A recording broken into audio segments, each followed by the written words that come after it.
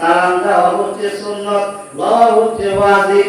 এখন আমি শান্তির দোয়া করলাম আপনাদের জন্য, আপনাদের যারা আছেন সকলের উপরে আল্লাহ শান্তি বর্ষিত হোক, আমরা সামাজে হুজুরের শান্তি হোক, এরকমই বললাম। তাই আলোচনার বিষয় এটা না। আমি আবারও সালাম দিচ্ছি, আসসালামু আলাইকুম ওয়া রাহমাতুল্লাহি ওয়া বারাকাতুহু। ওয়া আলাইকুম আসসালাম। এটা তো তাই না যে না ঠিক আছে, প্রেমের একটা সম্পর্ক আছে। আমি যখন আলোচনা করতেছিলাম, আলোচনার শুরুতেই আমি আল্লাহ তাআলার পবিত্র কোরআন থেকে একটা আয়াত পড়েছিলাম, কুল ইন কুনতুম তুহিব্বুনাল্লাহ ফাত্তাবিউনি ইউহিব্বুকুমুল্লাহ ওয়া ইয়াগফির লাকুম যুনুবাকুম আল্লাহু গফুরুর রহিম। সুবহানাল্লাহ। আর জোরে বলেন না সুবহানাল্লাহ। সুবহানাল্লাহ। আমার কোরআন পবিত্র কোরআন ডাকতে বলেন, ও বান্দা ও বান্দিরা, তোমরা জানিয়ে রাখো, জানিয়ে রাখো, জানিয়ে রাখো, কেউ যদি আমি আল্লাহকে পেতে চাও, কেউ যদি আমি আল্লাহকে ভালোবাসতে চাও, আমি আল্লাহর নৈকট্য হাসিল করতে চাও, আমি আল্লাহর কাছে আসতে চাও, তোমরা আমার বন্ধু নবীকে ভালোবাসো। সুবহানাল্লাহ। আর জোরে বলেন সুবহানাল্লাহ। আমার কোরআনে ডাকে বলে, ও বান্দারা, তোমরা যদি আমার নবীকে ভালোবাসো, আমি আল্লাহকে ভালোবাসা হয়ে যাবে। সাহাবায়ে কেরাম বলেন, ইয়া রাসূলুল্লাহ, ইয়া হাবিবাল্লাহ, নবী গো, তারপরে আয়াত আল্লাহ কি বলেছে? কুল ইন কুনতুম তুহিব্বুনাল্লাহ ফাত্তাবিউনি ইউহিব্বুকুমুল্লাহ ওয়া ইয়াগফির লাকুম যুনুবাকুম আল্লাহু গফুরুর রহিম ওয়া ইয়াগফির লাকুম যুনুবাকুম। আমার আল্লাহ বলে, আমার বন্ধু নবীকে যারা ভালোবাসবে, আমার বন্ধুকে যারা ভালোবাসবে, তাদের প্রতি জীবনের সমস্ত গুনাহ আমি আল্লাহ মাফ কইরা দিব। সুবহানাল্লাহ। আল্লাহু সুবহানাল্লাহ। শুধু নবীকে ভালোবাসলে প্রতি জীবনের গুনাহ আল্লাহ মাফ করে দেন, শুধু ভালোবাসবে আর কিছু না। এনে নামাজ, রোজা, হজ, যাকাত, ইবাদত, বন্দেগী কোনো কিছু কথা বলা নাই, বলেছে বন্ধুকে ভালোবাসতে। আমরা কি নবীকে ভালোবাসতে চাই কি চাই না? আর তোমরা বলেন, নবীকে ভালোবাসতে চাই কি চাই না? আরে তাকবীর, আরে ইসলাম, আরে সুন্নাত ওয়াল জামাত, বলেন মুরাদার মাশরি। এই নবীর প্রেমের শ্রদ্ধা হলো বদল মুরাদার, বলেন না মারহাবা, আর বলেন না মারহাবা। নবী কি শিখায়? নবীর প্রেম শিখায়। এই নবীর প্রেমের কথা আল্লাহ কোরআনে বলেছে। সুবহানাল্লাহ, সুবহানাল্লাহ। 1400-1500 বছর আগে আল্লাহ নবীর জবান মুবারক থেকে আল্লাহ স্বয়ং কোরআনকে নাযিল করে নবী কি বলেছে? এটা কোরআন। আমি সাহাবায়ে কেরাম বিশ্বাস করে নিয়েছে এটা কোরআন। নবী কি বলেছে? এটা আমার বাণী।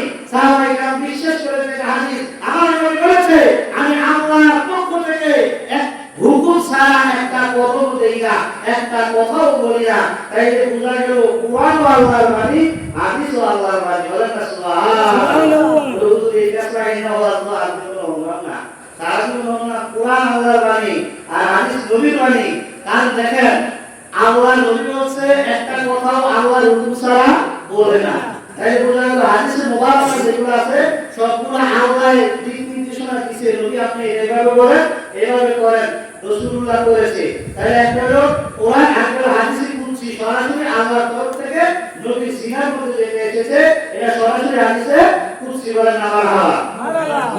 আল্লাহ নবী রহমাতুল লিল আলামিন, নবী রাখতে বলেন, সাহাবীরা, ও আমার উম্মতরা, তোমরা জানিয়ে রাখো, তোমরা আল্লাহ তো বলেছে আমাকে ভালোবাসার জন্য।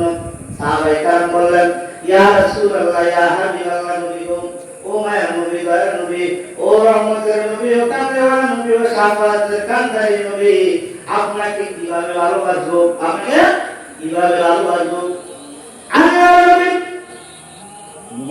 রহমাতুল লিল আলামিন ডাকতে বলে, লা ইউমিনু আহাদুকুম হাত্তা আকুনা আহাব্বা ইলাইহি মিন ওয়ালিদিহি ওয়া ওয়ালাদিহি ওয়ান নাসি আজমাইন। জোরে বলেন না সুবহানাল্লাহ।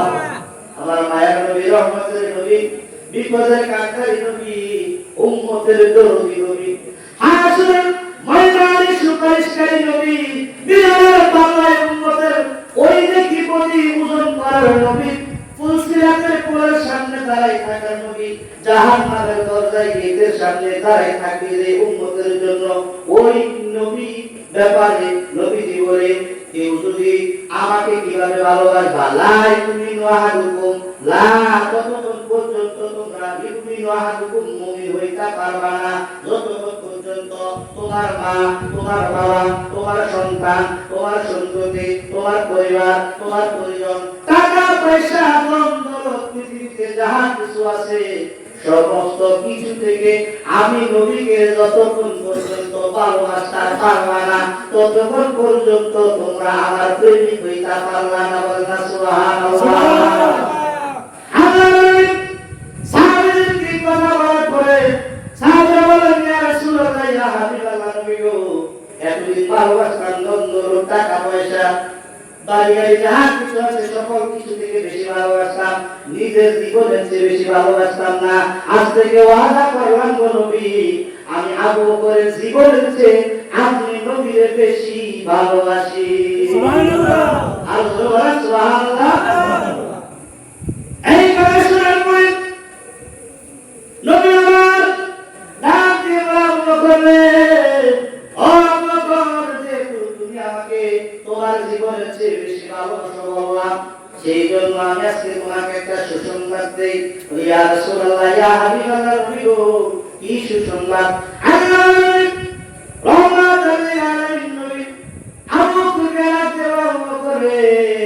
আল্লাহর যখন হুকুম হবে আল্লাহর হুকুমে তোমাকে দিয়ে আমি হিজরতে যাব, মক্কা ছেড়ে আমি মদিনায় যাব। বলেন না সুবহানাল্লাহ।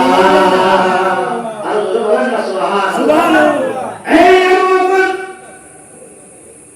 আমি তোমাকে নিয়ে হিজরতে যাব, তুমি আমার কবরের সাথী, তুমি আমার হিজরতের সাথী, তুমি আমার ওই একসাথে আমার সাথে তুমি জান্নাতে যাইবা। বলেন না সুবহানাল্লাহ। আল্লাহর নবী এবং আবু বকরের প্রেমটা কেমন ছিল এই কথা বলার পরে 1 মাস যায়, 2 মাস যায়, 3 মাস, 4 মাস, 5 মাস, 6 মাস অতিবাহিত হয়ে গেল। এইদিকে কাফের মুশরিকরা এমন ভাবে বেশি করলা নবীকে আজকে হত্যা করে ফেললেন।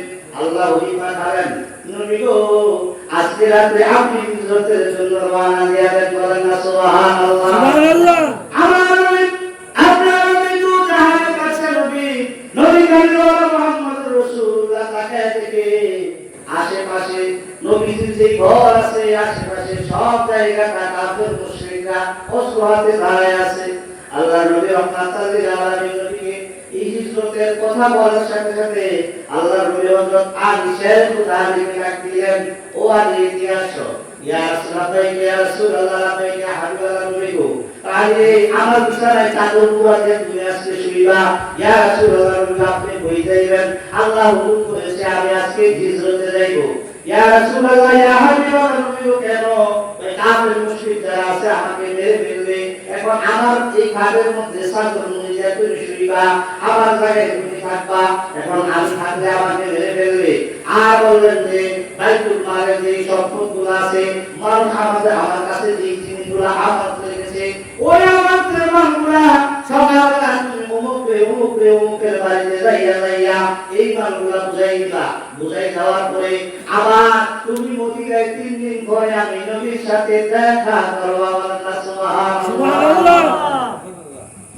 এই কথা হযরত আলী রাদিয়াল্লাহু তাআলা বলেন, বলে আল্লাহ নবী রহমাতুল লিল আলামিন ঘর থেকে বের হলেন, দেখেন কাফের মুশরিকদের সামনে দাঁড়ানো। আল্লাহ বেরাতে বলে বাড়ি আল্লাহ তাআলা আল্লাহ কাফের মুশরিক সামনে আমি যাব কেমনে? আল্লাহ নবীকে আল্লাহ বলেন, ও রাসূল আপনি কি করেন? এক মুষ্টি বাড়ি করেন, পাথরের করেন, পারবেন। আল্লাহ নবী বলেন, আমার নামের উপরে আপনি এভাবে না মারেন, সকলের চোখে চোখে যাওয়ার দায়িত্ব আমি আল্লাহ নিয়ে নিলাম। বলেন না সুবহানাল্লাহ। বলেন আল্লাহু আকবার। বলেন ইয়া রাসূলুল্লাহ। আমরা রাসূল চাই কি চাই না? জোরে বলেন নবী চাই কি চাই না? নবী আমার জান, নবী আমার ঈমান, নবী আমার প্রেম, নবী আমার ভালোবাসা, সব কিছুতে নবীকে ভালোবাসার নামই হচ্ছে ঈমান। সুবহানাল্লাহ। ঈমানের মূল মুহাম্মদ রাসূল, ঈমানের মূল মুহাম্মদ রাসূল। নিজের জীবনের চেয়ে যদি ভালোবাসতে পারি তাহলে ঈমানদার। যদি কিঞ্চিত পরিমাণ নিজের জানের চেয়ে ভালোবাসতে না পারি, নবীর প্রেমিক হতে পারলাম না, আল্লাহর প্রেমিক হতে পারলাম না, তথা ঈমানদার হইতে পারলাম না। ভালোবাসা, বলেন সুবহানাল্লাহ। আল্লাহ নবী রহমাতুল লিল আলামিন নবী গভীর রজনী কাফের মুশরিক বেদিনা যখন চোখের মধ্যে বালু গোলায় ভাবে মুছতেছিল, আল্লাহ ঘোষণা দিলেন আমি আপনারা চলে যান। আল্লাহ নবী রহমাতুল লিল আলামিন নবী ওই কাফের মুশরিকদের সামনে দিয়ে কি করে চলে গেলেন। কাফের মুশরিক দেখলো না, যাইতে হযরত সিদ্দিক আকবরের ঘরে দরজায় গেলেন। সিদ্দিক আকবরের ঘরের দরজার মধ্যে যাইয়া আল্লাহর নবী টোকা দিয়ে আবু বকর আসছে। যেহেতু আশেপাশে কি শত্রুর অভাব নাই, আশেপাশে শত্রুর অভাব নাই, আসতে রাখলেন এই আবু বকর। একটা ডাকার সাথে সাথে হযরত সিদ্দিক আকবর আবু বকর রাদিয়াল্লাহু তাআলা বলে লাব্বাইক ইয়া রাসূলুল্লাহ, লাব্বাইক ইয়া হাবিবাল্লাহ। নবী গো আমি হাজির বলেন না সুবহানাল্লাহ। আল্লাহ নবী রহমাতুল লিল আলামিন নবী ডাকতেন আবু বকর, এত গভীর রজনী তুমি কেমনে সজাগ, তুমি কেমনে জানো আমি আজকে আসবো আর তুমি সজাগ করিলাম। হযরত সিদ্দিক আকবর আবু বকর সিদ্দিক রাদিয়াল্লাহু তাআলা দেখে বলে ইয়া রাসূলুল্লাহ ইয়া হাবিবাল্লাহ, মনে আছে আজ থেকে 6 মাস পূর্বে নবী গো আপনি বলেছেন আবু বকর রে তুমি আমার হিজরতের সাথী, তুমি আমার কবরের সাথী, তুমি আমার জান্নাতের সাথী, আমার সাথে তুমি হিজরত করতে যাইবা, এই কথা বলছেন মনে আছে নি? এটা তো 6 মাস আগে বলেছিলাম। ওই ইয়া রাসূলুল্লাহ ইয়া হাবিবাল্লাহ নবী গো আজ থেকে 6 মাস পূর্বে বলছেন। কুরআনের কসম আজ থেকে 6 মাস পূর্বে বলেছেন। 6 মাস পূর্ব থেকে আজকে রাত পর্যন্ত নবী আমি বিছানায় আবু বকর ফিনা গাইনা। সুবহানাল্লাহ সুবহানাল্লাহ। আরে তাকবীর, আরে ইসান, আরে সুন্নাত ওয়াল জামাত, বড় দরবার শরীফ জিন্দাবাদ। এই কথা হযরত আবু বকর করে আল্লাহর নবী বড় খুশি হয়ে গেলেন। বলেন আবু বকর আশেপাশে যত জায়গা সব শত্রু করা, চলো এখন তোমাকে নিয়ে হিজরতে যাই। আবু বকর এবং হযরত মুহাম্মদ রাসূলুল্লাহ সাল্লাল্লাহু আলাইহি সাল্লাম একসাথে হিজরত শুরু করলেন। নারে তাকবীর, নারে সালাত। আল্লাহ মুফতি বশির আহমদ ফারুকী সাহেবের আগমন বড় দরবার শরীফের পক্ষ থেকে আজকে মাহফিলের মধ্যে প্রধান বক্তা হযরত মাওলানা মুফতি বশির আহমদ ফারুকী সাহেব আমাদের মাহফিলে এসে উপস্থিত হয়ে গেছেন। আলহামদুলিল্লাহ আলহামদুলিল্লাহ। আল্লাহ নবী রহমাতুল লিল আলামিন নবী দেখে বলেন আবু বকরের চলো বাইরে শত্রুর অভাব নাই। আবু বকর কি করলেন? রাস্তা দিয়ে আবু বকরের নবী মুহাম্মদ রাসূলুল্লাহ সাল্লাল্লাহু আলাইহি সাল্লাম রাস্তা দিয়ে হাঁটতে গরু নিয়ে হাঁটতে একদম অনেক গরু নিয়ে অনেক ঘুরিয়ে চলে গেলেন। যাওয়ার পরে সকাল হয়ে যাবে এমন একটা অবস্থা, যাইতে ক্লান্ত হয়ে গেলেন। একটা গুহা আছে, দিনের বেলাতে হাঁটে কাফের মুশরিক বেদিনা দেখে ফেলবে, সেই জন্য কি করলেন? আল্লাহ নবী এবং আবু বকর দুইজনে একটা গুহার মধ্যে অবস্থান করলেন। বলেন না সুবহানাল্লাহ। ওই গুহার ভিতরে অবস্থান করার পরে আল্লাহর নবী রহমাতুল লিল আলামিন যখন গুহার মধ্যে অবস্থান করবেন, অবস্থান করার পূর্বে একটা ঘটনা সংক্ষেপে বলে দিচ্ছি। আল্লাহর নবী যখন ওই রাস্তা দিয়ে ওই আল্লাহর নবী রহমাতুল লিল আলামিন যখন এদিকে যাচ্ছিলেন মরুভূমি দিয়ে, তখন হযরত আবু বকর একবার সামনে দৌড়ে যায়, আবার ডাইনে আসে, আবার পাশে যায়, আবার বামে আসে, আবার সামনে যায়। আল্লাহর নবী বলেন এ আবু বকর তুমি একবার দৌড় দিয়ে সামনে যাও, আবার দৌড় দিয়ে ডাইনে যাও, আবার পাশে যাও, আবার বামে যাও। কারণ কি? আবু বকর ডাকতে বলে ইয়া রাসূলুল্লাহ ইয়া হাবিবাল্লাহ, নবী গো আমি আবু বকর মনে হয় আমি যখন আপনার বাম পাশ দিয়ে হাঁটতেছি মনে হয় সামনে দিয়ে কোনো কাফের আপনার দিক পারে, এই জন্য আমি আবু বকর সামনে চলে যাই যেন আমি আবু বকরের বুকের মধ্যে আগে তীরটা লাগে। বলেন না সুবহানাল্লাহ। ইয়া রাসূলুল্লাহ ইয়া হাবিবাল্লাহ, নবী আমি ডাইনে যাই মনে হয় ডান দিক থেকে তীর আসে, আবার পাশে যাই মনে হয় পাশের দিক থেকে তীর আসে, এই জন্য আমি কি করি আপনার চতুর্পাশে ঘোরাফেরা করতেছি। বলেন না সুবহানাল্লাহ। সুবহানাল্লাহ। নিজের জীবন দিয়া দিবে, মুহাম্মদের জীবন দিতে দিবে না। গুহার মধ্যে গেল, সংক্ষিপ্ত আলোচনা শেষ, প্রধান বক্তা চলে এসেছে। গুহার মধ্যে যাওয়ার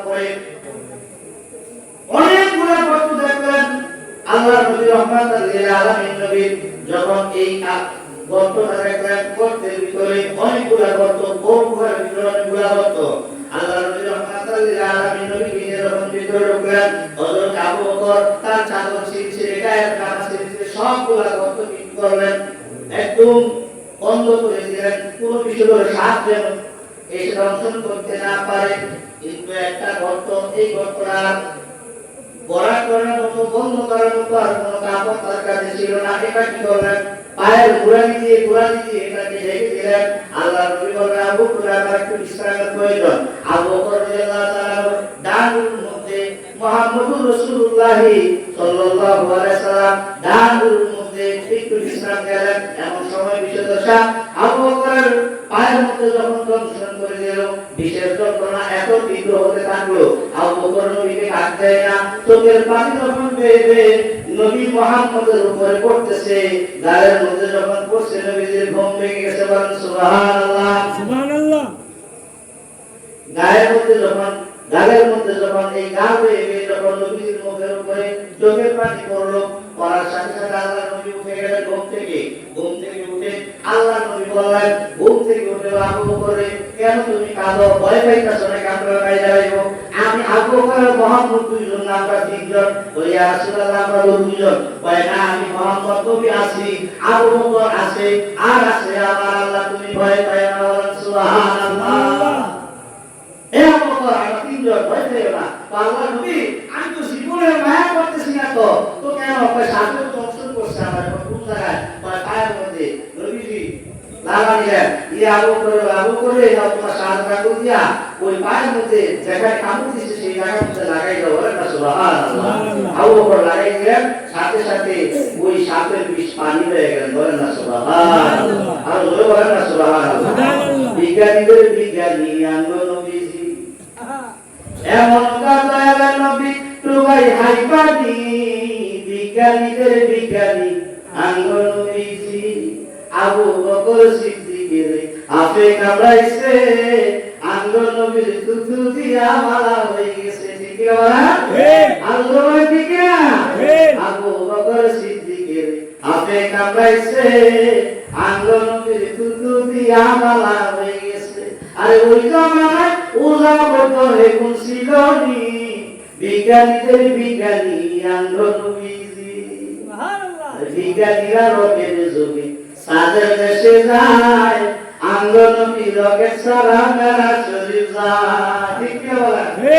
বিজ্ঞানীরা রকেট যুগে সাদের দেশে যায়, আঙ্গ নবী রকেট সারা মেরা শরীফ যায়। আরে ওই জামানায় রকেট বিমান এগুন ছিল নি, বিজ্ঞানীদের বিজ্ঞানী আঙ্গ নবীজি। আগের দিনের মানুষের অসুখ হইতো, আঙ্গ নবীর তুতু দিয়া মালা হয়ে যাইতো। বলেন আল্লাহু আকবার, বলেন ইয়া রাসূলুল্লাহ। আগের দিনের মানুষের অসুখ হইতো, আঙ্গ নবীর কাছে আইলে মালা হয়ে যাইতো। ওই সময় উলা হইতো হেগুন ছিল নি, বিজ্ঞানীদের বিজ্ঞানী আঙ্গ নবীজি। সুবহানাল্লাহ। আল্লাহ তাআলা ওই নবীর প্রেমিক হিসাবে আমাদের সকলকে কবুল করুন। সকলে বলুন আমিন। বন্ধুরা দরবার, হকদারি দরবার, হক দরবার, হক করি আল্লাহ, হক দরবার। এখানে আসছেন, তারা দোয়া করেন, নবী নবী মুহাম্মদ দিয়ে কবরে যাবেন, ওই কবরে দয়ার নবী হাজির হয়ে যাবেন। সুবহানাল্লাহ। আল্লাহ সকলকে কবুল করুন। আমি এসেছি দোয়া দেওয়ার জন্য, আল্লাহ তাআলা আমাকে ওদের কবুল করে, আপনাদের সকলকে কবুল করে। সকলে বলুন আমিন। আলহামদুলিল্লাহ। আসসালামু আলাইকুম ওয়া রাহমাতুল্লাহি ওয়া বারাকাতুহু। আলাইকুম সালাম।